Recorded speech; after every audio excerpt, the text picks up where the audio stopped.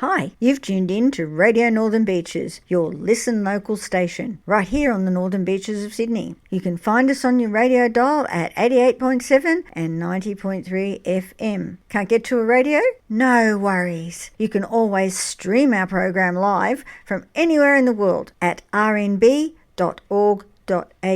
And for listening on your own schedule, our podcasts are available globally at rnbpodcast.com.au.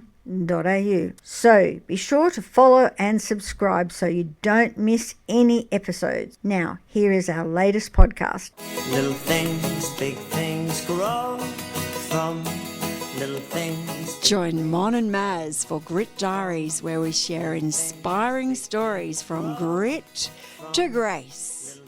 We hear from incredible people and their stories of resilience, determination, and growth. Everybody has a story.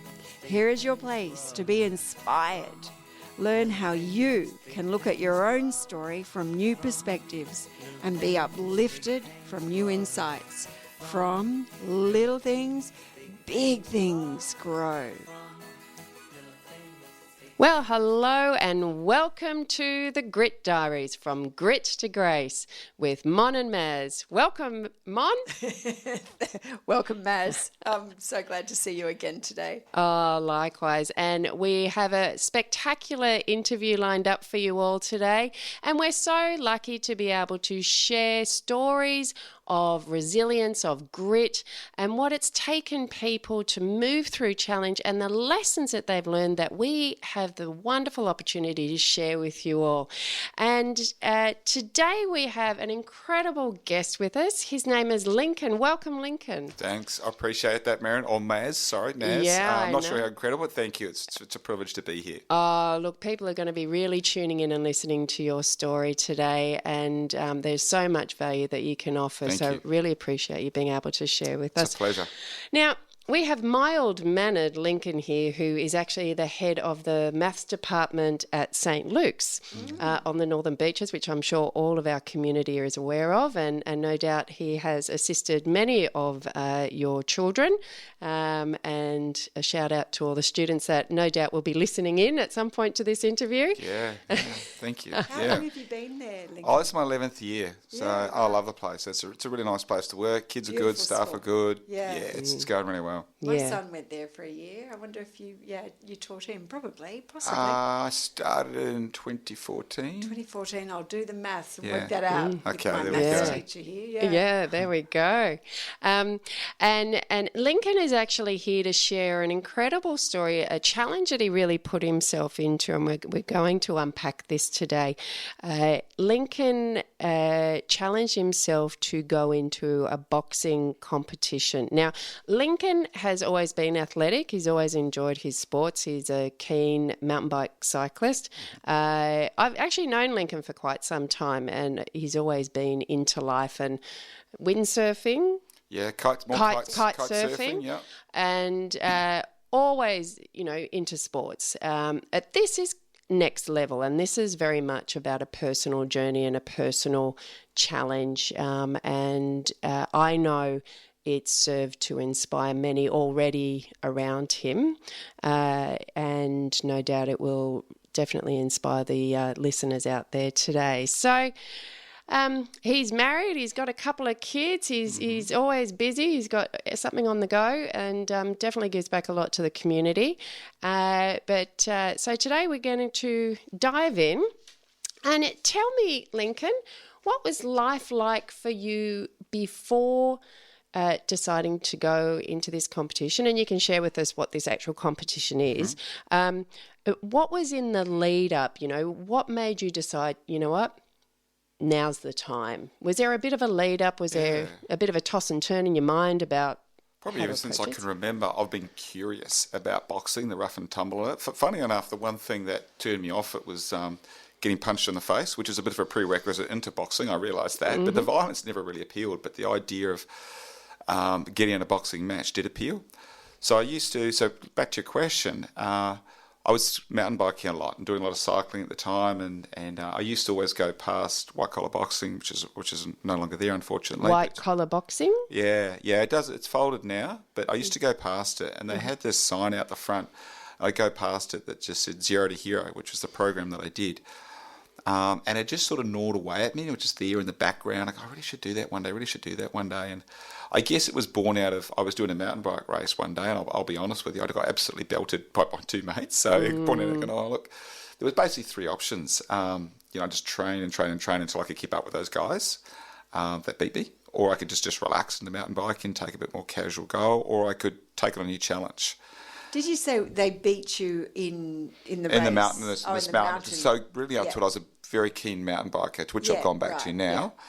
But I just needed that freshen up. And I remember, I'll be completely honest, I got back from this run race and just got absolutely destroyed, and I opened a bottle of red wine and just did some reflecting. I thought, you know what, I need that challenge. And it dawned on me that I had to scratch that itch. It was never going to go away. So in a way, I feel like Maryan, it almost chose me rather than me choose it. So I just had to do it. So I managed to drag a great friend of mine, Matt D'Amico, along with me, and we went to the intro session to see all about it. And as I walked in, if I see a single neck tattoo or big buff guys, and I'm walking straight out. But it wasn't like that at all. It's a very welcoming environment, and they invited me on this journey. Amazing. Wow. And, I really want the listeners to take from that, it was a thing that was gnawing at you, and it was kind of choosing you. It wasn't letting go. It was just sort of knocking on your door in your mind and just wouldn't let go. So I really want everyone to hear that and what happens when you actually pick up and I was that 48 at the time, I think. So I was not getting any younger. Do you know what I mean? It's not something I'll do in 5 years. It's sort of, I never. It dawned on me, like, if I don't do this, I'll get too old and I'll look back with regret. It's interesting. They say that women's midlife crisis tends to be around 43 and a man's is about 48. There you go. I don't know if you know, women's life kind of journey life cycles tend to go in sevens. I should have just gone and bought a Harley or had an affair with a secretary or something much simpler, right? 7 6s are 43, but for men's lives go in eights. Life cycles. So you're just loving the maths in here. You love this as a maths teacher. So 8, what's 48? 6 8s are 48. Oh, yeah. So it's definitely that next life cycle. And but it's interesting that it's a little bit older for a man generally than for a woman. But so when am I due for my next one? Do I have another one? Definitely real. I went through and bought a Vespa, so that was my way. So next one you'll be due for is in 8 years from 48, 56. I'll let my wife know Your now. Lisa's got a Vespa, wasn't it, for the 50th? Her little motorcycle? I bought my wife I did. Yes. I bought her a scooter for her 50th. Yes, there you go. What says romance, right? Like a Vespa. I think it was a Vespa. It was a light. It was a scooter. We digress. Yeah. So good. Okay. All right. Well, so you're clocking up a few decades, and now it's the moment we're going to do it. So when you've actually committed to it, you're in there. You've seen these other guys. It's a really welcoming environment, and you finally just go, right. Okay, I'm in. How did you feel? To be honest, I went from a sport where I was quite comfortable at and quite competent at to a sport where I knew nothing. And the program was called 0 to Hero, so I assumed everyone would be a zero like me.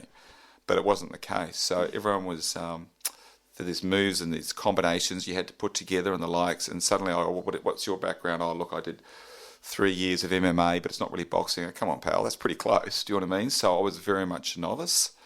And I felt out of my depth, I'll be honest with you, because the first, sort of month was all about transitioning moves, where to put your feet, where to, all the rest of it. I found the sparring much easier. Basically, I simplified into my brain, if I see a fist coming towards me, block it.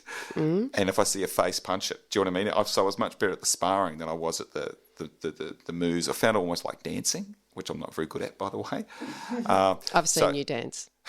Then you can justify that. But yeah, I found it really hard going from a sport as a complete novice. And I do remember my coach saying to me at one time, he says, I've never seen anyone put in as much effort in you, but also I've never seen anyone, he didn't say these words, but just not pick it up. So I had, for almost sport over the years, I've had all the enthusiasm. Not many people can out-train me, but a lot of people have got more talent than me. So, and I guess boxing was the same. Yeah. And I said to him, like, I'll just work hard at it and do my best. That's what they say, isn't it? You know, that cliche saying, I'll be the last one on the treadmill. I will outrun you on the treadmill. Well, I am not dying I couldn't on that out-talent treadmill. them. Do you know what I mean? I'm Yeah. starting from scratch. I had to do something, right? Yeah. In the end, do you think it worked in your favour when you look back? I do. Yeah. In terms of your determination? Yeah, I do. So I don't think anyone was putting in as many sessions a week as I was doing, because that was normalised for me from a young age. I've got a sailing background. I've always done sport to a reasonably high level. Again, the commitment, so putting in those sorts of hours and being committed, that wasn't a new thing for me, even though the boxing was new. Putting out the physical hours, that was no big deal to me. That was normalised for me, and I'd just go out and, because what happened is we have a program, I think it was around 18 or 19 of us, 20 of us something, and he was going to match us up. So I figured if I was going to be successful, they're going to be matched up with someone who's about my level. So I've got to do extras. And out of that 18 or so newbies, or the ones that were being coached, do you remember how many went to completion? All but 2, I think. Oh, that's pretty good. Yeah, all but 2 or 3. So a couple of them had, they couldn't quite pair them up. So a couple of them had what they call exhibition fights, which are basically there's no winner, and do you know what I mean? It's just that they're both winners. But I think from my memory serves, only 2 dropped out altogether. And That's amazing. One was for an injury, and one decided that's just not for him. Wow, So that's a very high retention to do that. They're really in it to be committed. It became quite a tight-knit group very, very fast. And so everyone had everyone else's back. And Was it all male? No, that one? we So had it was a mix. 3 or 4 females. Okay. Yeah, they were fantastic too. Like, they were really good. Yeah. I remember them very early on saying, "Do not take it easy on us," right? So they held their own. Amazing. Now, tell me, what was the actual name of the competition that you were all working towards? Just called Zero to Hero. Oh, so when you actually go to the ring, that's the actual. Yeah. Okay. And where was it held? Miramar Gardens. Miramar Gardens. Okay. Yeah. All right. Great. Amazing. Oh, this is a fascinating story. So the training went for how many weeks? I think the official one was 3 months. I did about 6 months in the lead up to it. Yeah, so I think the official one's 3, but I joined up a bit before the program, and so I did about 6 months training, and then I did a little bit afterwards as well. But eventually, I got tired of being punched in the face. And what did you find along that 6 months? What changed? I mean, I guess what had to go in terms of for you to actually accommodate this in your life? I mean, you obviously had to make more time. Yeah. You would have had to have really been paying attention to your nutrition. Yeah. What did you find were the sort of the main, I guess, 3 sacrifices that you had to make to actually make this really happen? Yeah, well, time was a big one. I guess I think I counted up about maybe 12 or 13 sessions a week, which it sounds a lot, but if you do one before school, like I said, I'm a teacher, and then a couple after school, that adds up pretty fast. I know I'm not answering your question yet, but cycling had to go for a couple of reasons. I didn't have time for 1, and 2, I was scared I'd fall off my bike and get injured. Yeah. So I just couldn't risk getting injured. My family are very supportive. My kids, obviously, 5 years younger, so sort of got down 19 and 17, minus 5, do the maths on that. They did joke that I was their part-time dad for a little bit. Yeah. So I guess that ate into it. So friends and families, I gave up socialising a bit more than I did. Certainly gave up alcohol, quite a lot of alcohol, and you're right around the nutrition. So there were certain sacrifices, but I didn't see them as sacrifices at the time. We were all making the same sacrifices. We're all on the same journey together. But I'm used to spending a lot of time playing sport. And you understand the commitment that it takes, so it's not a fast big stretch. deal. Well, I say that, with friends and family and stuff, I think they all know that if I don't get some exercise, I'm very annoying to be around. So Maryan's nodding, by the way. I spent a bit of time with her. So they were quite can appreciate they were that quite too. supportive at the same time. So while I had to give a bit of time with them, they were massively supportive as well. So. Nice. And out of curiosity, did you end up sort of experiencing any flack from anyone, or things that you had to, people are noticing a change and they were struggling a little bit Not with it, or really. they were okay? No, everyone was super encouraging, to be honest with you. I do remember, the only one I can sort of think of is on the night of the fight, I was walking out ready to go, and one of the teachers trying to talk me out of it. Why don't you just pull out now? You'd be such a great example to your children and your volunteers. What? So other than that, no, I don't think so. And everyone was super supportive. The night was, I think it was what they paid whatever to come along, and I managed to get two tables of supporters, and that was just, it was ridiculous how inspiring that was. And I still, to this day, I remember as I was walking out, they had a few drinks and whatever else. I'm walking out, they just came up and gave me a big hug, and on the way out, that meant a lot. And every time I would land a punch, I could hear them all just cheering. Every time I got hit, I could hear them go, ooh. Amazing. So it was just, and then when I came off, like it's difficult to describe the buzz and the high you're on, the adrenaline. We're going to unpack that one in a minute. We're going to go to your walkout song, and we want to hear a little bit more about your walkout song. You are with Radio Northern Beaches, 88.7 and 90.3 FM. And Lincoln, you've kindly supplied your walkout song that you, we were talking about it before, you instantly change state when you hear this song. The song's called I Love It by the Hilltop Hoods featuring Sia. Tell me what this song means to you in a couple of sentences. Every now and again, training gets hard. And I think, I just can't be able to do this session. And I have to remind myself, why am I doing this? I love it. So every time I put this on, why am I doing this? Because I love it. I love it. And it wouldn't take long for me to go from this, this is so hard, to, I remember, I love it. And then I may go a whole session with just going, this is really, really hard if I'm doing interval training or something like that. And go, this is tough. I'd much rather just be lying in bed. But then I'd get back and I'd put that on. Why am I doing this? Because I love it. I love physical exercise. We are here with the incredible Lincoln Thompson, who has gone from mild-mannered head of maths department at St. Luke's to doing his first, back in 2017, Zero to Hero boxing competition. Incredible journey. Before we want to unpack this story, your journey a bit more. Tell me, I just wanted to backtrack a little bit before before we've got you in the ring. What was it like in your mindset? What was going on mindset-wise? You mentioned to me when we were just chatting that a week before your competition, you were wondering terrified whether or not you're going to get in there. Yeah, so everyone, because it was a group of around 20 of us doing this competition, and there was a guy in there that we sort of pegged each other reasonably along. We're about the same age, we were both starting from zero. I mentioned that before. Same age, same weight, same everything. And we were sort of joking that we'd fight each other, and Coach Simon said, yeah, that's the guy you'll have. And then about 2 weeks out, I think we got told who we're paired up with. And I missed that session for whatever reason. And I still remember this day, my friend Matt D'Amico, who was also doing the process, he rang me and says, you've got Artie. And my stomach just dropped, you know.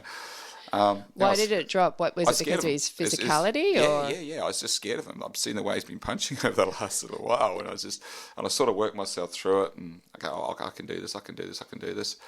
But then about a week out, I was just scared. And I was scared of probably three things, to be honest. Scared of losing, which is obvious. But I was more scared of making a fool of myself in front of my friends, and obviously scared of getting hurt. So there's probably it's threefold, to the point where I wondered, incorrectly by the way, but my brain just told itself stories that maybe that the coach was setting me up or something like that. All completely false, by the way, but that's just what my brain was telling me. So isn't it amazing where your brain goes to give you an out to keep you safe? I think they say telling itself stories. Do you know what I mean? Yeah, but how common is that? It's worried about what people will think. You're being judged. You're worried about physically getting hurt. Yeah. I mean, it's a high probability that you will.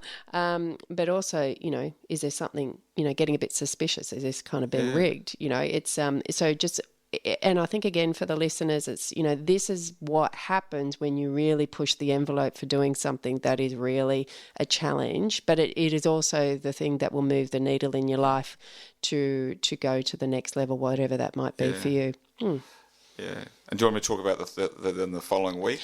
Yeah, tell us, and did you just let that be what it was? Well, no, actually, I phoned the coach and told him I don't want to do it. Simple as that. Okay. That's how bad it got. Because again, my brain just got away on itself. I was telling myself stories in my own head. I just got inside my own head because I had this idea of who I was going to be paired up with. And then it felt like, whether it's true or not, it felt like at the 11th hour that just got changed on me.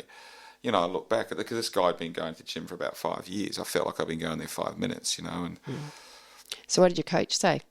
he just talked me through it. He says, I wouldn't do it. You've made a lot of progress. I wouldn't put you in a position that I want you to be safe, etc., etc., etc. I just sat on it and to come back in 24 hours. He didn't pressure me. I said, look, I'll do it. If you believe I can do it. He knows better than me. He's a coach. He's been in the ring before, right? So I had to trust Simon. And it worked out. And he was right. That is so brave. For me, I couldn't think of anything more scary, I think. Maybe jumping out of a plane. That's about the two scariest things. There's no way in the world that... I love this. I actually fell in love with boxing with a personal trainer just for the strength that gives you core. And but to then, be in a ring with someone that, you were quite terrified about. And it's amazing the power of that coach that, wow, that's all I can say. Yeah, it was good. And ultimately the decision was mine. And that was when I came to realise it. Like, I did a bit of mind work during that week with someone and I came to the realisation, he says, whatever you do, you could walk out that night and just go, no, I don't want to do it. And suddenly I had a sense of power over the situation. Whereas I think a week before I was powerless. I felt powerless. Incorrectly again. I keep saying I was wrong. But when I got the sense of power, like he says, if you walk out and go, no, it's too much, that's fine. So, yeah, I got that sense of power back, ownership. So isn't that interesting, the components that are involved in all of that? One, your mind was just spinning out of control. You've spoken to the coach. He's given you, choice is yours. From a coach's perspective, you're ready. You can do this. But, you need to make the ultimate decision. You did some mindset work. And you got your mindset back on track. And the distinction between feeling powerless to in control and powerful again, I think is really critical, and just really check your mindset before you wreck yourself in a sense. Yeah, that's exactly it. Yeah, great. And I just have to let you all know, I did ask Link, he's here in his walkout robe. I know, I was walking out of the house and my daughter, she do realise it's a radio, right? You got to get the mood. There'll be photos. There'll be photos. All right. Yeah. But, how does it feel when you put it on? Do you It's just nice. every now and again put it on and just remember occasionally, it? not as much as I should, but I do. It's not something I can wear to the pub, clearly. Do you have morning rituals at all? Do you have a set little kind of... I do. I don't know if Mazz does. Mine's just jump out of bed and get on my bike and ride. Okay, so you can't ride in That's that your morning then, ritual. that road. No, I can't ride in this road. No. I'm one of those annoying middle-aged men So in you say lycra. if you liked a cup of tea or you like to journal or do some Oh, morning no, my wife would just say, get yoga out on of the that. mat. No? They keep me a bit grounded. My family do that, tell me to get it off. Yeah. Don't Right. let me get ahead of It myself. is, but it is really cute, It definitely. is, and it was special too. 'Cause it was from my friends, so Yeah. they all came along to watch me fight, and they I said, feel look, honoured you came. and just that night they go, look, just before you go, here's a little something we've got for you. And I go, yeah, and I remember saying, and then I got a one-on-one coach as well. I remember saying to him, can I wear it out? He goes, I do. So, it's only really professionals that wear the walkout gowns or robes. He says, but if you want to do it. So I didn't get to wear it out, but I wore it there and the warm-up and stuff like that. I think I might have worn it to the pub afterwards, actually. I love it. And, you're wearing it here, so you get it's getting its revival. Yeah. I know that there are certainly some quite, elite level athletes, and they often put on their gear or they put on a Superman cape, a Superwoman cape when they're feeling out of state and they need to get themselves back in. Yep. Oh, okay. I'll take that. I'll try it. I'll try it out and I'll let you know how it goes. Your family might just say, get that off, Dad. I can't see it flying in my house. They're brutal on me. They get it off. Get over yourself. Quite rightly too, by the way. So I'm just trying to get myself into state. I love it. All right. So then you had the flip. So the week before you were flipping out, but then you mentioned that on the night, tell me about how you were feeling internally in your mental state. It's a really interesting distinction. Yeah. Like, weirdly enough, just so excited, just could not wait for the night, and just pumped like a couple of days out. And I just remember the tapering week, we just, instead of just training really hard and punching holes in each other, we just lied there, we did some meditation. I enjoyed that week, and then by the time the night rolled around, I was like, just bring this on, it's so good. And I just remember walking in and be very mindful of how relaxed I was. I go, this is just, and just butterflies, and just I just cannot wait for this to happen. And I didn't know why at the time. I've done some reflecting on that transition, after the fact. But at the time, I swear, I just didn't know what happened. I didn't know when that transition occurred or what. I just enjoyed the week, and I got through that. And like I said, got some power over my situation. And then, I just really enjoyed the week, and I was so excited to be there and just completely relaxed. Wow. And you know what? They will say when you're almost at a point in whatever goal that you're working towards, there is a point where you want to give up, you just feel like you can't go anymore, you're ready to pack it all in. And it's almost like an inbuilt, I don't know if I want to use the word test, but it's just this point where you're almost about to reach that goal, whatever it is. And so many people at that point pull back. Little did they know to just go that little extra mile. You get that, what you're talking about, that freedom afterwards. And it's like, you know what, I'm still facing the exact same challenge. Now I'm relaxed, and now I can actually enjoy the process. Can I talk? Because I had that exact experience. Do you mind me sharing that? Please do. So it was about 4 weeks, I think, before the fight. And we had, because we've been doing a lot of sparring, a lot of training, but when I do sparring, it's quite controlled. Sometimes you can only hit with your left or whatever it was. And then about 4 weeks out, I had the coach just organise a fight. Basically, says, look, it's on, just go for it. And I got paired up with someone, and he belted holes in me. I'll be honest with you, it was just I think my wife's, because I went to see her we watched Bella playing water polo, probably with Estelle, I don't know. And my wife said I was concussed, I was just a bit delirious, and I didn't want to pull out of that stage, but I was really just a bit despondent on how my progress had gone. And I remember I went into school at St. Luke's, and I'm at the photocopier talking to the librarian there, and she says, how's it going? And I go, I just got the crap beaten out of me on Friday night, but other than that, it's going fantastic. And she says, you're kidding me, because my husband is a boxing coach. And so she set me up with her husband, Jason Colletts, and he did a bit of one-on-one work with me, and just made me, he definitely helped me physically, but he massively I got confidence. That was the main thing, yeah. So he helped my mindset, and I'd go around there one session, and he would just teach me how to defend myself. He says, you're not even going to punch back today. Here's how you defend yourself. And so after that, I developed a really strong mindset that I can get through this. So he massively helped me. So that was my time where my body went to, I want out. And I had to talk myself through that. Isn't that lovely too, the story of like the angel appearing just when so often, Yeah. you're standing at work next to a photocopy machine. What's the chances of that, Yeah. Like a maths teacher and a librarian having a chat, just coming up with a boxing coach, No way And it was that's gonna exactly what you needed. happen. Oh, he was incredible, this guy. And then he would have the other people that would train come around after me, and I'd watch them and go, oh my gosh, I feel a little inadequate by the way of comparison. But, and again, hearing too that, throughout this whole journey, despite your athletics, history and abilities in this arena, you felt very inept, but you kept putting yourself, in the ring. And despite all that, you still managed to sort of have these little things that would happen. You'd find this coach, you just went with the process of what was happening, and look where you've ended up as a result. So on the night, you're feeling pretty relaxed. You're able to embrace what's happening around you. You're enjoying it. Your buddies are there. You got loads of wonderful support. And then you're in the ring. Do you remember the sound of the bell?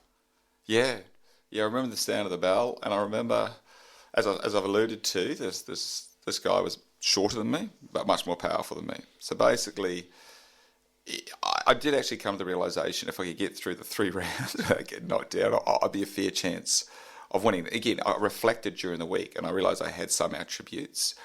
I was a bit taller than him, I was quite a bit fitter, and I could do those sorts of things. So I broke it down and think, okay, what are my strengths, what are my weaknesses? I'll quote Rocky, stick a move. So that I basically just put out the jab that night, and I remember the bell going, the adrenaline going, and I remember just throwing a few, and then I remember him getting a standing 8 which is basically, for the listeners, this bit where if you hit someone too hard or you've knocked them around a bit, you just stop the fight and they count to 8, and I go, oh wow. That's kind of cool. I gave him a standing 8. You did it. Yeah, wow, yeah. Okay. I'm that much of a novice. For the people who are the boxing listeners, I went to the wrong corner, so you've got to go to the neutral corner. So I'm standing there, and I've got the headgear on. I can't really hear what the ref's saying. I go, well, no one taught me this. I was supposed to stand in a certain in your corner. Wrong corner. Yeah, no one puts baby in the corner, right? Yeah. But you didn't even know that your baby was in the wrong corner. I didn't have a real sense of what was going on. There's just too much happening, and instincts and all the rest take over. So it was quite nice watching it back, the proper video. Yeah, but I didn't get a chance. I didn't really know what happened. I had a sense that I was getting on top towards the end, but you don't really know. Probably someone's experience does, but I didn't really know what was going on. Amazing. Now we're going to hear more of this story, but we're just going to hear from Mon. She's just got... Yeah. Thank you. I just want to say thank you, Lincoln Thompson. We're listening to Lincoln Thompson about his story, and it's giving me so much insight around stepping into a boxing career. So thank you. It's been really great listening to you. So you can really be involved and get involved with us. We hope you're enjoying many of our programs on Radio Northern Beaches 88.7 and 90.3 FM. And if you'd like to get involved and show your support for our local Northern Beaches radio station by becoming a friend, it's very easy. Just go to our website, rnb.org.au, and click Support RMB in the top menu, and then you can become a friend too, just like us. We ask for a minimum of $25 for individuals or $100 for a business or organisation. For this, you can really help Radio Northern Beaches stay on air. We're run by volunteers only and funded just simply by memberships, grants and sponsorships, and the small donations as mentioned. Becoming a friend will keep the lights on and the programs delivered through our 2 local transmitters.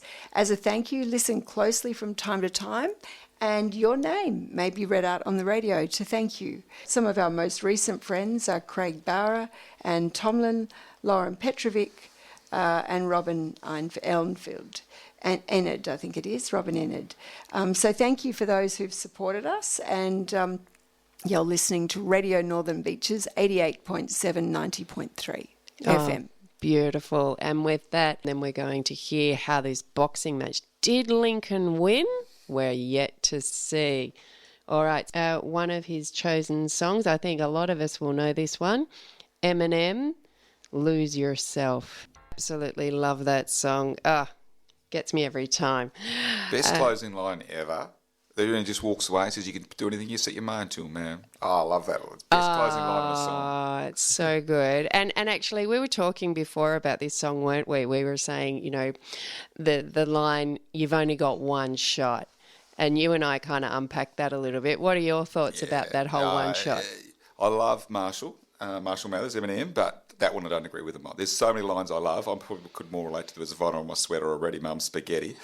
But when he says you only get one shot, I couldn't disagree more. We get lots of shots. So I use this as a teacher. I use this, Eminem was wrong when he said you only get one shot. You learn from your mistakes, you get back up. You have another go, you fall down, so you get lots of shots, right? So long as you learn from each one of those shots, that's all good. And don't you find sometimes you get a shot at something, and no matter what the outcome, whether you went ahead and you went for it, you went for that shot, or it just didn't pan out, it will always be a lesson for what's coming next. And it's almost like you're almost in preparation for the thing that's coming. So it's never just that one shot. And even if you miss, that thing that you thought, oh my gosh, I really thought that was meant for me. It's, this phase of your life, don't worry. Yeah. You've got something else coming. Your job is to stay in the game for whatever it is, to be paying attention, to be open. Yeah. Back to that boxing thing. I don't think I would have been as successful had I not got belted that day. about 4 weeks out. Do you know what I mean? So if I only got one shot, if Eminem was right when he said you only get one shot, that was my one shot. I would have just walked straight away. Do you think he's meaning by you only get one shot as we've only got one chance on this planet and one life? I think that's what he's talking about. Mon, you've got it, maybe. Yeah, well, I've just come back from India and we talk about, there's been lots of discussions around reincarnation and everything else. And maybe. So I think he's coming from a spiritual point of view that you've got one chance on this planet and that's it, one chance of life. I'm sure Eminem would be stoked to be referred to in a spiritual sense. Yeah, well, I think he's sort of not thinking that life goes on anymore. It's like it's just one shot at it, give it your best chance. And I think that's what he's suggesting, but so we must find out what... And that's the beauty of art, isn't it, about the creative space. It could mean that, it could be that, there's only, there are many shots in life, or, it can be that inspiring thing that, you know what, get out there and have a crack, which I think is going to lean into your pearl of wisdom at the end. But, just really just embrace life and just go for it. Don't be, don't waste it. Yeah. Yeah. Just something quickly I heard of recently is a dear friend who participated in the Olympics in basketball. And she was taught, when you shoot a shoot in basketball, if you miss, it's, you can put your head down or you can shake or you can, And her coach, they would be removed off if they did anything that showed remorse as they stuffed up when they didn't get the hoop. They would be removed off the court because that is a second wasting time. You've got to move forward. Don't worry about it. Don't regret it. No regrets. And I think that's interesting about the one shot or whatever. You don't just keep moving forward. Don't worry about that. Like, don't even shake your head slightly because you're wasting energy. Yeah, it reminds me of that Michael Jordan quote.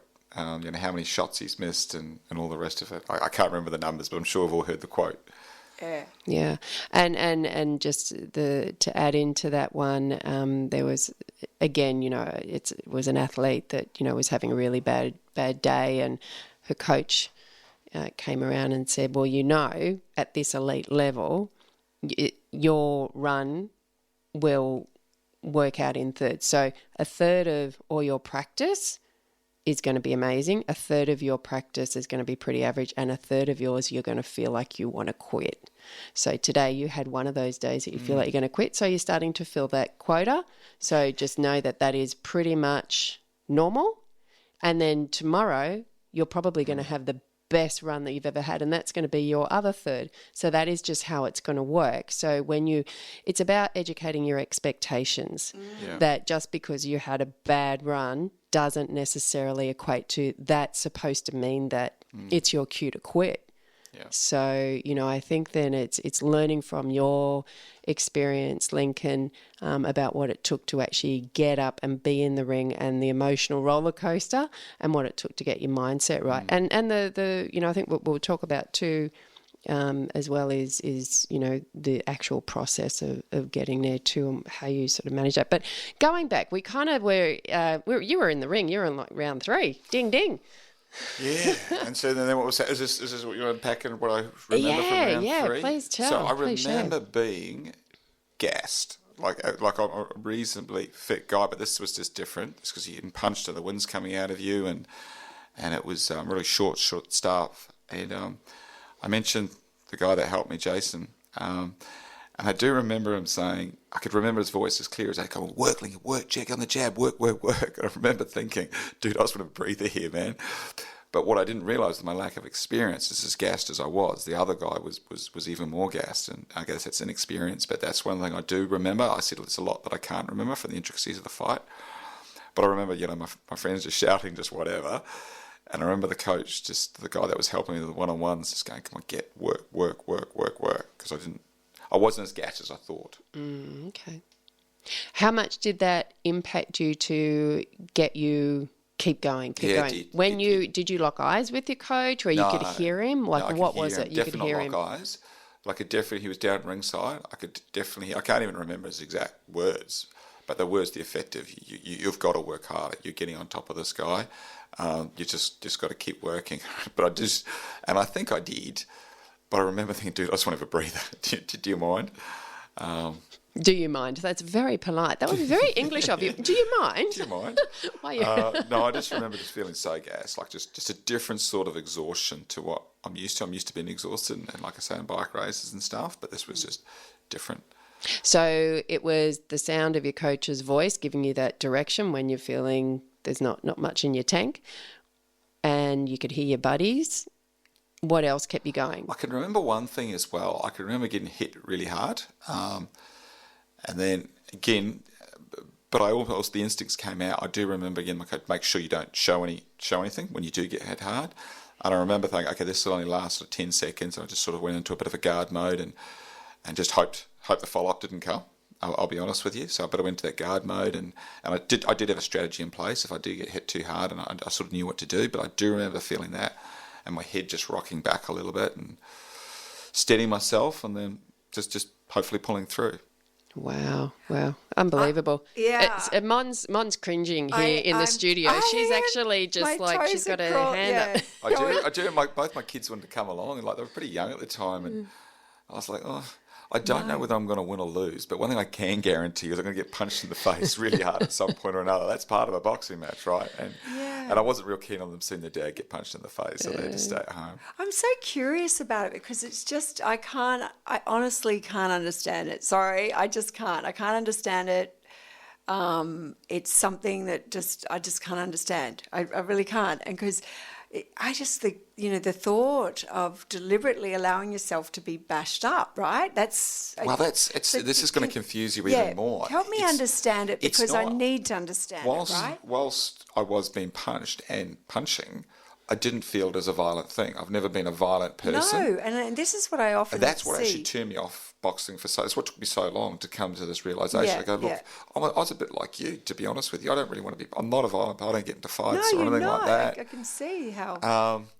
But then as I went through this journey, when I say I got punched, like they hurt, I won't lie, but they weren't, that was part of the process. It wasn't that wasn't what it was designed to do. So, yes, it's a byproduct of the boxing match is what I'm trying to say.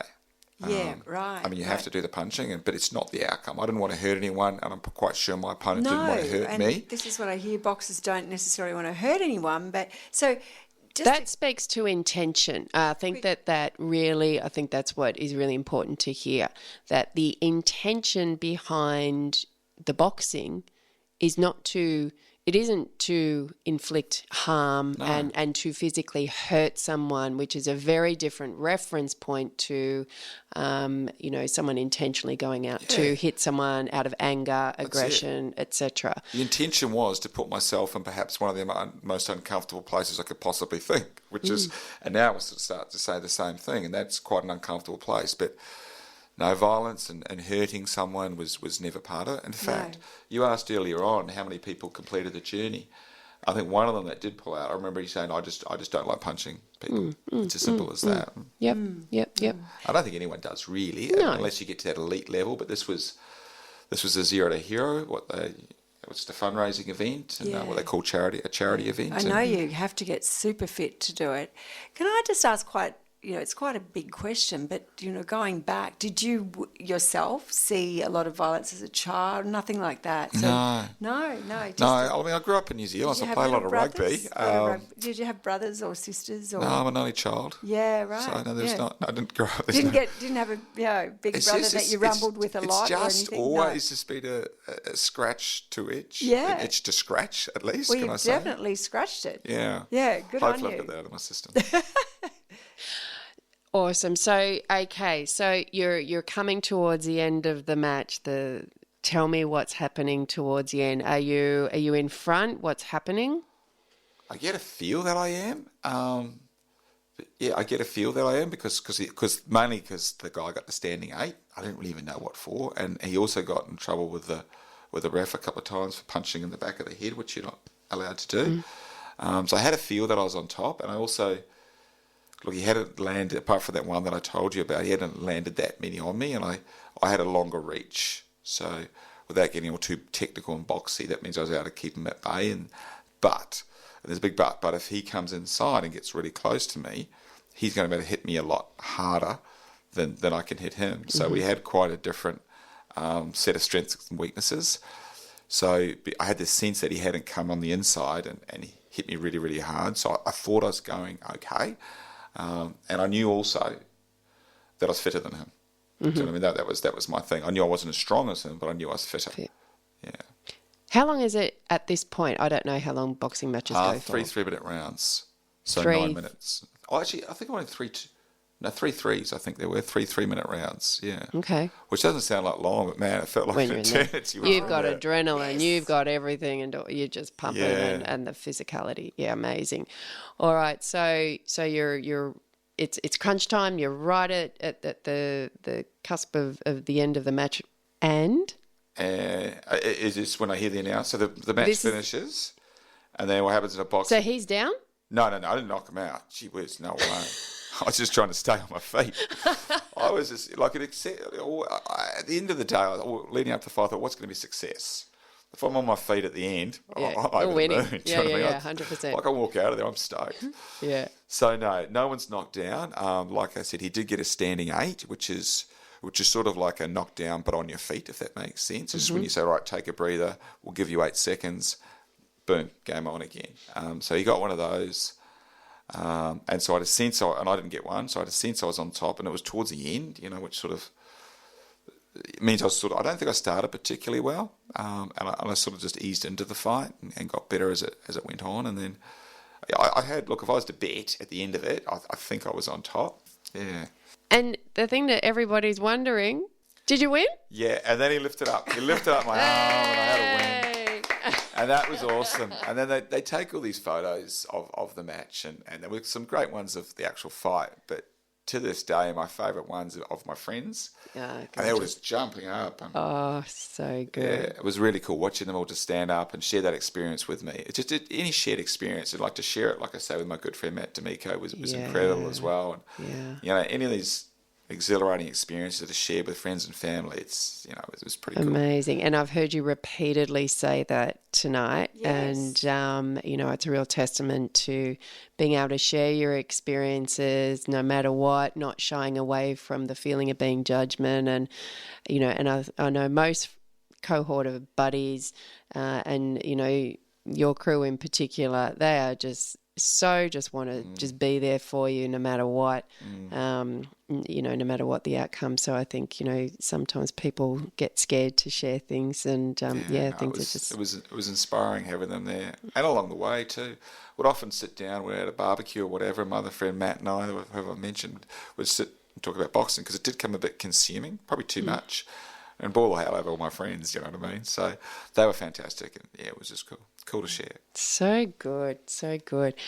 Well, we have really loved hearing from you, and so we just want to, as we wrap up, if you could simmer down one nugget of wisdom, one pearl of wisdom, if, this was all that you could leave our listeners with, what would that be about your life? It's a mantra or just, something that's been really important to you. What is that one thing?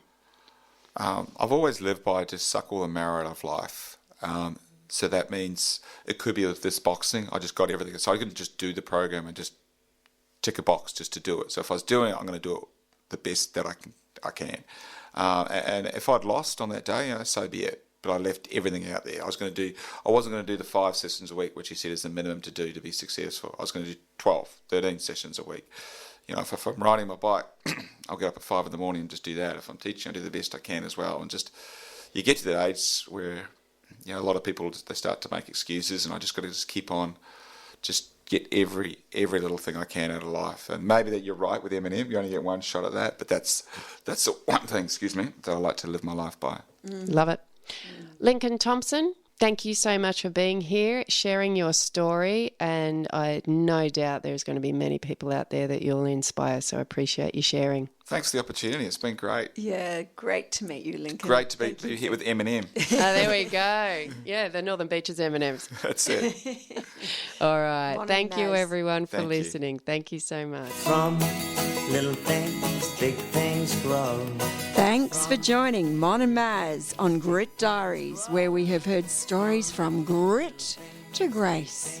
We so enjoyed sharing some time with you today, and we hope that from the stories and ideas that we shared today, you will go out and make big things grow. Australia, the lucky country. We've got meat pies. We've got the world's best beer. But most importantly, top of the list, we've got Radio Northern Beaches 88.7, 90.3. Now hitting the entire world on www.rmb.org.au.